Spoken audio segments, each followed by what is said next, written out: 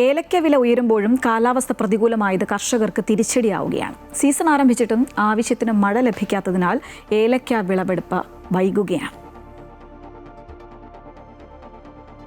ഇടുക്കിയിലെ ഏലം കർഷകർ പ്രതിസന്ധിയിലാണ്. മഴയെ ആശ്രയിച്ചുള്ള കാർഷിക വിളയാണ് ഏലം. ഇത്തവണ സീസൺ ആരംഭിച്ചിട്ടും ആവശ്യത്തിന് മഴ ലഭിച്ചിട്ടില്ല. തണുപ്പും മഴയും കൂടുതലുള്ള ചില പ്രദേശങ്ങളിൽ ആദ്യ വിളവെടുപ്പ് നടത്തിയെങ്കിലും കൂടുതൽ സ്ഥലങ്ങളിലും ഏലക്ക വിളവെടുപ്പിന് പാകമായിട്ടില്ല. വരും ദിവസങ്ങളിൽ കൂടുതൽ മഴ ലഭിച്ചില്ലെങ്കിൽ ഉൽപാദനം ഇടിയും. കാലാവസ്ഥാ വ്യതിയാനം മൂലം മഞ്ഞപ്പിഞ്ച് പൊഴിച്ചിൽ പോലെയുള്ള രോഗബാധകളും ഏലച്ചെടികളെ ബാധിക്കുന്നുണ്ട്.